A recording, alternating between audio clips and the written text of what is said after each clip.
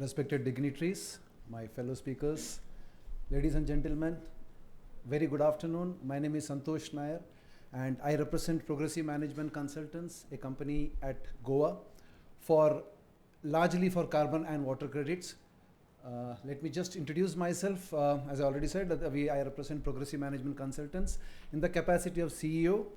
I'm a chemical engineer by qualification. Very important to mention here because I have been addressed as Dr. Santosh Nair in many places. So please note that I'm not a doctor. I don't know, it has been pointed out, but still in some of the, I think in your books also it is mentioned as doctor. So I don't have the certificates for that.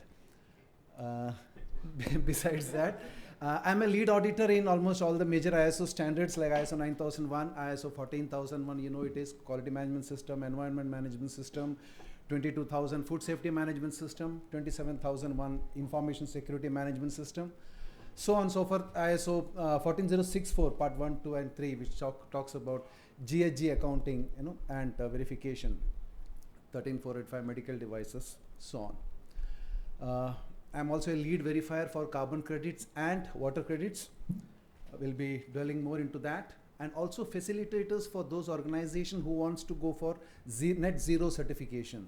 Nowadays there is an increasing requirement for organizations to claim as net zero, both in carbon as well as in water. So we do facilitate that, and also into sustainability reporting. Again, that's the need of the hour. Today, governments, they are insisting on organizations to have a sustainability reporting. We do that on behalf of organizations in various frameworks like GRI, CDP, SASB, BRSR, EcoVadis, all this. So, and lastly, also carbon and water footprint. Those organizations who would like to know about carbon footprint, what is the carbon footprint of their carbon footprint, also water footprint. Of course, Dr. Winnie has highlighted a lot about water footprint, so that made my work easier. So, quickly about the contents. Introduction to the carbon and water credits. Importance for sugar and allied industries. In fact, almost all the industries will be benefiting from this since the theme is for sugar. So the theme is based on that. Key concepts about the carbon credits, about the water credits again, and calculating this carbon and water footprint. I will spend a couple of minutes on that. Some case studies. What are the challenges posed and the potential benefits that you can derive. And of course, we can have the question and answer session. I know that we are running short of time, so I'll try to make this very quick. And if you see, I have given my details in the footer of every slide. So those who are interested in knowing more about this can send a mail to me, or you can also contact me through WhatsApp. We are also having a lot of associate organizations who help organizations to reach us rather. One such organization who has been doing a lot of work with us is Sasa Enviro, who is also present here. So you can also get in touch with them because they are the ones who have done a lot of work with us in this regards. Introduction to carbon and water credits. What are this? Now, carbon credits help industries reduce their carbon emissions. We talk about carbon emissions. How? By supporting green projects. For the last 2-3 days, we have been hearing about a lot of sustainability projects and all those things. So definitely, each of these projects can earn carbon credits. Okay. And similarly, a concept which is not widely known, but this is going to be something very important for the future, is about water credits. Now, this is to help industries to save water and use it in a more efficient manner, and by investing in water saving practices or very water conscious approaches. Now, these credits encourage industries to go beyond the compliance level. There is a requirement as far as compliance is concerned, but yes, we go beyond that and try to become leaders in positive change. They help businesses to be more eco-friendly and sustainable. And when these industries use water and carbon credits, they meet all the rules applicable and also becomes leader in eco-friendly practices, which means that yes, they care about the environment. Importance of carbon and water credits for the sugar and allied industries. Now we're talking about sugar. Reduced pollution, that is one of the most important aspect. The sugar industry definitely is a significant contributor to the GHG emissions. We all understand what is a GHG emissions, which is largely carbon dioxide, followed by methane, nitrous oxide, so on and so forth. So definitely sugar industry is a contributor to that, and it can reduce its pollution by using renewable energy sources. Like a lot of thing has been spoken about it, so I don't want to repeat it. I'm sure every one of you know what are the ways of doing this, and also by reducing waste, doing waste management activities. Very important aspect, financial incentives. So carbon credits can provide an additional source of income for the sugar industry. Now these credits that we get, these are something that can be traded in Indian market or export market, international markets. Apart from that, water conservation. Yes, definitely the sugar industries uses a lot of water, and also a lot of water is reused, recycled. As I have understood in the last couple of days, people have already started having huge data on that. Now these all atoms can be utilized for gaining water credits, right? And this again, like carbon credits, can be traded, and again that is an additional income for you. And lastly, brand reputation. Definitely those organizations who are earning water credits and carbon credits, well, it shows that you're committed to protect the environment, and that thereby promoting sustainability, which is the need of the hour, and thus improving your brand reputation. Talking about carbon credits. Carbon credits are nothing but incentives given for what? For reducing the pollution and GHG emissions through initiatives such as renewable energy projects. We have seen, like I said earlier, now there are sugar industries which are using bagasse fired boilers instead of coal fired. So these are all initiatives that actually reduce your dependence on fossil fuels. So this is what we have to look at, and all such initiatives can be classified as a green project, and for which you can get carbon credits.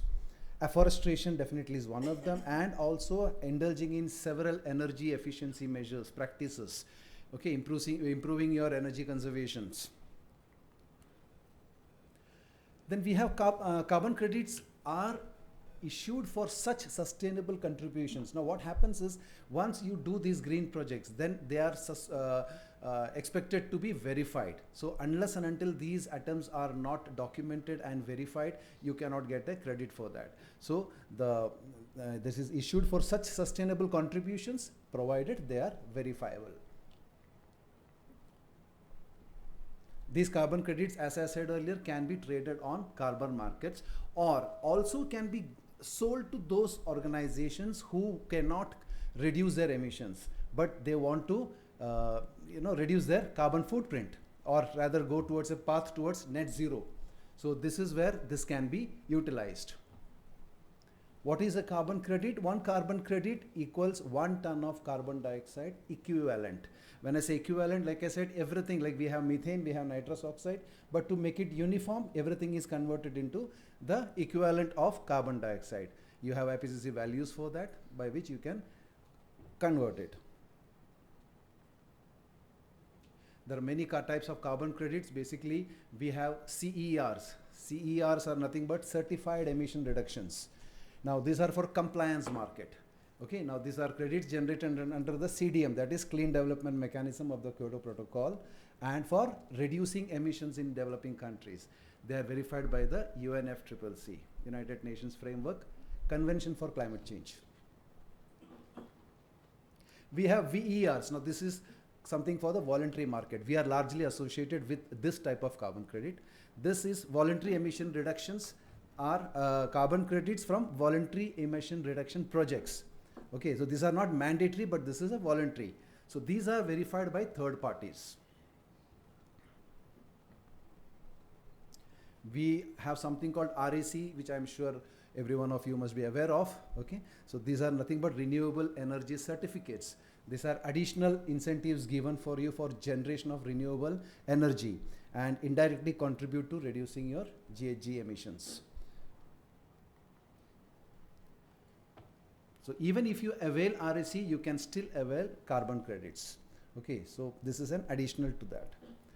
Carbon removal credits, as someone mentioned in the previous session, in the first half, there is something called direct air capture. Okay, so these credits represent removal of carbon dioxide from the atmosphere through projects like, of course, afforestation and direct air capture. Carbon offsetting, that's a term we use, which involves purchasing carbon credits to compensate for the emissions that cannot be eliminated. So the first thrust should be to eliminate, to reduce your emissions, right? Those which cannot be eliminated, you can offset it by purchasing carbon credits to that extent. Talking about water credits, again, water credits are incentives to conserve water, keeping it clean, preserving it through efficient water management practices, meaning a lot of water can get wasted. So, by reducing it, by recycling it, by capturing, by conserving rainwater, all these measures, you can improve your water management practices. Water credits are issued for such good causes, again, provided they are verifiable. So you need to have proper documentation which shows that yes, this was the project that we have done and this much is the water we have saved or reused or recycled, so that fresh water usage can be avoided. Again, they can be traded or sold to those looking to offset their water footprint towards net neutrality of our water. So if you see, the carbon credits and water credits were very similar, subject is different, that's the only thing. And what is one water credit? We call it ROU. It equals 1,000 liters or 1 kiloliter. So 1 kiloliter is equivalent to of course water saved or recycled or reused or harvested. So 1 kiloliter is 1 water credit.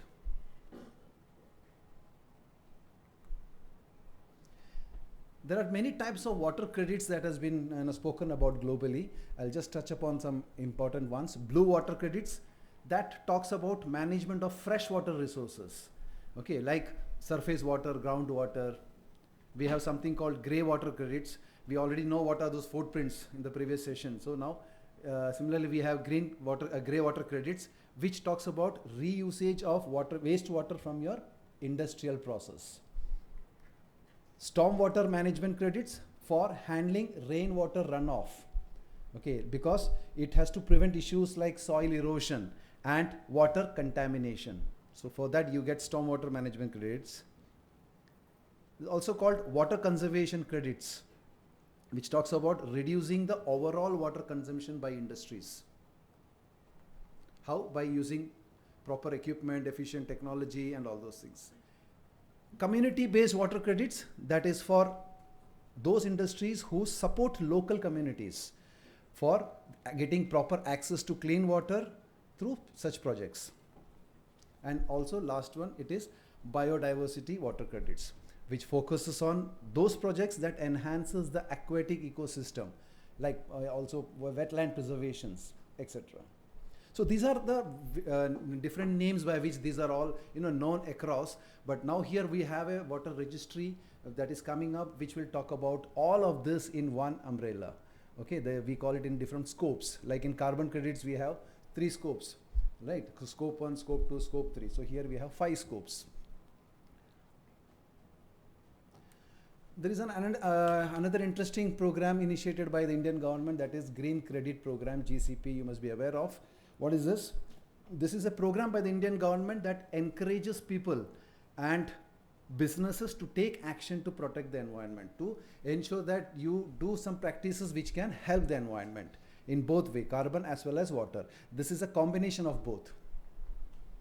It offers financial incentives, even this is an additional income to you, for voluntary environmental actions across different sectors. Sugarcane is one sector. Methodologies are currently being developed. It is in the final stage, draft stage, to award green credits based on benchmarks to ensure environmental impact. Okay, now the best part is this is in addition to what you can already, the other carbon credits that you can avail. So this is an added thing. So it's not that there was some apprehension that if you get green credit, you cannot use carbon credit. It's not like that. This is in addition to that. A digital platform currently is being built to ensure that the entire process is streamlined, right from registration of the projects, verification of the credits and all, and final trading. So it's a comprehensive package that is being developed by the Indian government, a very good initiative. Now steps to avail this carbon and water credits. How do we get? So now you all know what are the projects that can qualify. A lot of technical resources are available. I mean, a lot of talks have been spoken about. Good things are happening, but now what? So the next thing is to look for getting carbon credits. That's where consultants like we come into picture. First thing is you can engage any consultant, of course, and they will come, they will study your process, collect all the data that is required, and then they will prepare the necessary documentation. Now we are called as a documentation consultants. We are not a technical consultant on telling you how to do, how to set up a plant or something like that. So once you do it, we prepare the documentation that is required for the registry to register your projects, like project concept note, we call it PDD also, monitoring report, okay, then emission reduction data, all these things, calculations, these are prepared, which we upload it into the registry, concerned registry. So then it is open for verification. Then a verification body is engaged who comes and does the verification and validation, and on successful verification and validation, the registry issues the carbon credit. So these are the steps which I spoke about. First, it could be a site visit, followed by understanding and getting the complete project details, completing the entire documentation with respect to project PCN, that is project concept note, monitoring report, and all the calculation sheets, which gives the details of all the emission reductions that has been carried out, and uploading the same into the registry. Getting the verification and validation done by the verification agencies, and they will, after the audit, prepare the verification report and the statement and upload it into the registry. And finally, the registry issues the carbon credit or water credit. So this is pretty simple steps to avail the carbon credits. Now we spoke about registries. There are many registries, more than 40 registries are there across the world. Some of the prominent ones I can talk about, that is Vera, which is from United States. We have something called Gold Standard, which is from Switzerland. We have ACR, that is American Carbon Registry, which is again from United States. And Global GCC, that is Global Carbon Council from UAE. And of course, two from India, that is UCR and UWR. These are the registries that we are supporting. UCR is Universal Carbon Registry, and UWR is the Universal Water Registry. They are, of course, all the registries are good, but this is very, you can say, aggressive, and a lot of projects has been completed on this registry. In fact, we ourselves have done, I think, more than 10 sugar industries itself, apart from other industries, to get carbon credits and water credits. Speaking of Pune, we have done for Serum Institute also. Serum Institute, we have done 3 carbon projects for credits and 3 water projects also.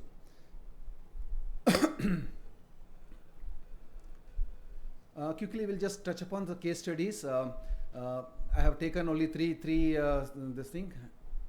All 3 are from sugar industries. One that we have done in Ghaziabad, which is in Uttar Pradesh. From 2013 till 2022, they have earned around 7.8 lakhs of carbon credit. I won't go much into the technical part of it, just to save time.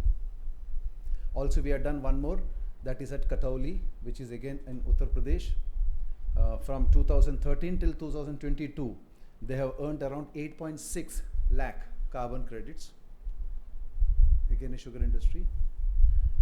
And another sugar industry which is in Punjab, from 2014 till 2021, they have earned around 5.8 lakhs. So you can see that there is a lot of, this is only with respect to the bagasse field. Now there are so many other projects also a similar industry has done, which also can get you carbon credits. Okay. And if you look at the, of course, I'm not supposed to speak on the financial part of that, costing, but we all know that the cost ranges somewhere between $1 to $4 per carbon credit. So I have seen some of our clients getting $2 also. So when you talk about 8.6 lakhs, it is close to around 15 crores, okay, like that. So it's a good income that you can think about. However, there are some challenges. Well, challenges are nothing but it could invoke some investment, because if you want to have a project specifically designed for that, there will be some initial investment that you may have to. But again, if you look at the returns ROI, I'm sure you will understand that in a few years you will definitely cover up much more than that. Of course, ensuring systems, putting systems in place for measuring, reporting, and verifying reductions, ensuring there is verification being done. This all can be sometimes complex and time consuming, but yes, by engaging a good consultant like us, you can of course make it as less complex and pretty fast, I can assure you that. Like I said, yes, the rates are very volatile. Sometimes right now the rates have come down a bit, so that could be a problem for you to kind of take any factual based decisions on that. So that can be a challenge, but at the same time, if you look at even the lowest, let's say $1 is also pretty good enough. And lastly, talking about the potential benefits, we already have realized that availing both carbon and water credits can offer numerous advantages to the sugar and allied industry, for that matter any industries, of course. The most important is the financial incentives, okay, like carbon and water credits can help businesses earn more money by providing additional revenue streams and potentially increasing profits. So that is one thing, one very big reason that you should look into this. Access to new markets. Definitely, by reducing your environmental impact, businesses can attract environmentally conscious consumers. These days, consumers are getting more and more environmentally conscious. So the doors are open for you now. And industries who prefer to engage with eco-friendly businesses. So that is another good reason. Improved sustainability, because sustainability, again, like I said, everyone has to demonstrate their role towards sustainability. Implementing sustainable practices to reduce emissions and water consumptions can help business align with your sustainable development goals, SDGs, that we talk about. So this is a path towards achieving your goals, sustainable development goals, and also, of course, meeting your regulatory requirements besides that. Brand reputation, enhanced brand reputation. Participating in this carbon and water credit programs can demonstrate a business commitment to environmental responsibility, which can finally, in turn, increase your brand reputation, because yes, you are an environment conscious company. So that gives a very big positive image. And of course, environmental protection.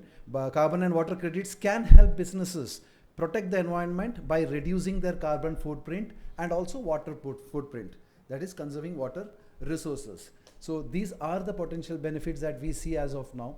Definitely, I'm sure financial incentives is something that can excite anybody more.